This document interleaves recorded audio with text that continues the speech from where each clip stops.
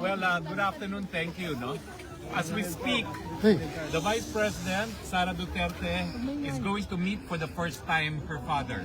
Okay. She has not had the occasion, and neither have I had the occasion to meet with the President. Only Executive Secretary Medeldea, who accompanied him on the plane here, has had the opportunity to meet him this morning for less than an hour. I'm a bit disappointed at the practices of the ICC that has delayed the visit of a family member to an accused. Yes. We look up to the ICC as a model for international justice, and the fact that it has taken 2 days for a family member to see the accused, I think does not speak well of the practices of the court. We condemn it.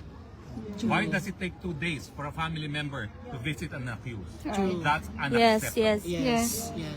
Secondly, we are very much disappointed that the court did not address the issue of kidnapping as a means to divest the court of jurisdiction. Exactly. We think that the ICC should again set an example in promoting international justice, and when kidnapping is allowed as a means of acquiring jurisdiction over the jurisdiction of the accused, we think this too is a travesty of justice. Yes.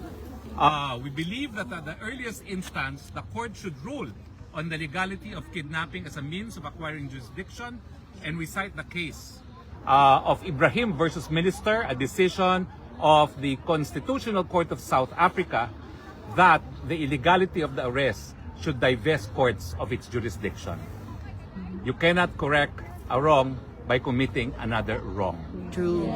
I think it is high time that the court clarify its position on this matter. It is unacceptable that we accept accept jurisdiction acquired through kidnapping, especially when the kidnapping took place in the context of the Philippines, where the court is now being used as a tool of oppression by the Marcos government. Yes.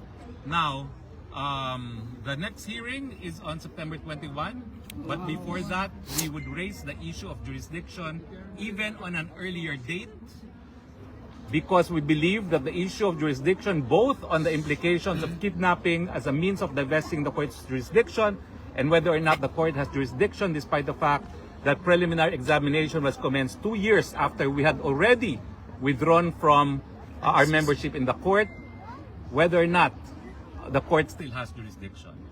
We believe that confirmation of charges is relevant, particularly on the elements of the crime. But we would want that the issue of jurisdiction be ruled upon at an earlier date. Because as we know, if the court has no jurisdiction, pointless to proceed to confirmation of charges. Now, again, as I said, it's only the first time that the Vice President is able to meet with the father. They are meeting now. And we are hoping that this afternoon too, the President will sign our appearance as counsel together with Nicholas Kaufman and VP Inday Sara too, no? Be recognized also as counsel for her father. No? And we hope that with the recognition that we have representation of the President, we would then have more access to the President than we had for the past 48 hours. But I reiterate, this is unheard of, even in a country like the Philippines, where family members, a family member, a daughter no less, was not allowed access to her father. This is a very sad day for international justice. Very sad day indeed. Okay, so I am Herminio Harry L. Roque Jr. I'm a member of the List Council of the Court. I was former spokesperson also for the former President, Rodrigo Roa Duterte. Now, the Vice President is coming back. Yes. I do not know what time, because I said the priority is for you to meet with your father. Yes. Okay? So she has committed to return. I do not know until what time visiting hours are, but she said she will aim to be here again at 5 o'clock. Okay. So, Yeah. so I decided in fact to separate from her Yeah. because she could not actually in conscience leave you out here in the cold, not knowing what to expect, no?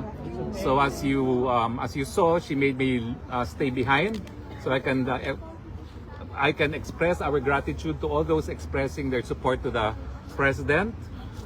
Siyempre po, no, nakita nyo naman na talagang may edad na ang presidente ngayon at mukhang mahina na, no? Ang ninanais namin, madesisyon na yung issue ng jurisdiction sa malalo mabilis na panahon nang sa ganon siya ay makauwi na ng Pilipinas, no? Yes.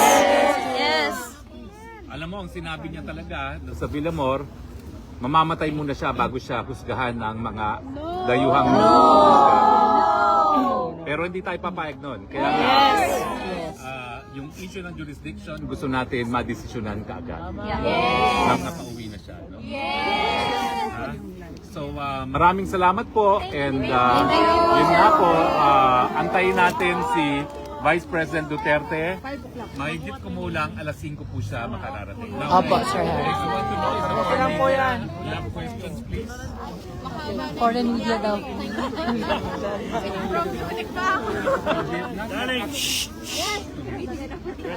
It's only now that the daughter, the Vice President, is being given access to it. Okay?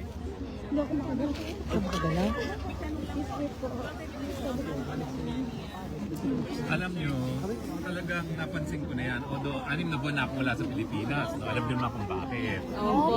Pero nung napansin ko yan, yung maisog rally sa Cebu, na inakay ko siya sa entablado, doon ko napansin na napakahina na niya kasi parang binuhat ko na siya. Talagang mahina na ang presidente. Pero monitor naman po siya dito sa atin. Dito sa Netherlands. Hindi ko po alam kasi hindi nga namin nakita siya. Nakainom Hindi na niyo po ba po siya nakita ng coke? ngayon? Nanhingi siya nun eh. Ay, hindi ko po alam kung ano talaga. Kayo mga taga-Netherlands, ihanda nyo mga sinigang na isda. Lagi gusto niyo ba ng munggo? Kilala ko. At saka kung meron kayong tuyo kasi yun, palagi may tuyo ang pagkain. Meron ako doon with my hair. Oo. At saka balbakwa, pero wag na masama sa kanya yung balbakwa. Tuyo at sinigang na tuyo. Munggo. At saka ang paborito niya, yung sinigang sa miso ng mata ng tuna. Yan sa Netherlands. Pero kung saan tayo kukuha ng mata ng... Gagawa po kami ng paraan. Gagawa kayo ng paraan. Ang alam ko, ganito ha. Isang beses pa lang siya dinala ng pagkain, breakfast, di raw niya nakain. Hindi maganda yan. Dutch breakfast. Baka Dutch breakfast po sila. Ang hanap nun, tiyo. Alam niyo ba minsan kumakain kami sa Malacanang, alam mo naman ako matakaw. Buti nga pumapakit. Kumuha ako ng tuyo niya. Ang sama ng tingin ko sa akin. Kaya alam ko kailangan niya ng tuyo. Mga taga-Netherlands. Kailangan ng tuyo. Maganda tayo ng tuyo. Smoke mackerel. Gusto ko lang sabihin na thank you dahil napakabuti mo. Salamat po. Kaya nga po, God bless you po. Sir Harry, may question po ako, Sir Harry. Pinoy na nandito po? Nagpapasalamat po kami ha. Dahil alam mo, nagbibigay talagang pag-asa at lakas kay Presidente at kay VP Sara yung patuloy ninyong pagsuporta sa kanya. All the way po. Sir Lalo Harry. na kanina, meron din mga demonstrators galing sa kabila. Amen po. Buti na lang, di hamak, mas marami sila. Mas marami po tayo. Talo sila, talo sila. Mas marami kayo. Mas marami na yung mamakan. Pagtakin nyo, pangalawang araw na ngayon pa lang, Yes. hindi man lang binigyan ng pagkakataong bumisita bago iharap sa kauna-unang pagkakataong sa husgado. Sa Pilipinas, hindi mangyayari yan. Totoo po yun. Dito pala sa Holland, nangyayari yan. Totoo po yun. Dito lang sa ICC. Kasi po So ayan mga kababayan, maya-maya ay mag-uumpisa na po yung pre-trial po ni dating Pangulong Rodrigo Roa Duterte. So ito po yung unang pagdinig dito po sa ICC ng ating dating Pangulo.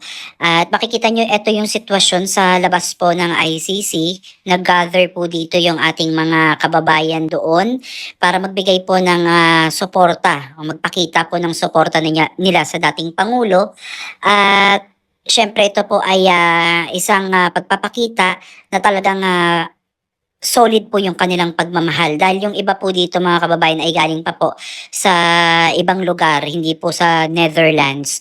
So talagang nag-effort po sila na makarating dito para magpakita po ng kanilang suporta.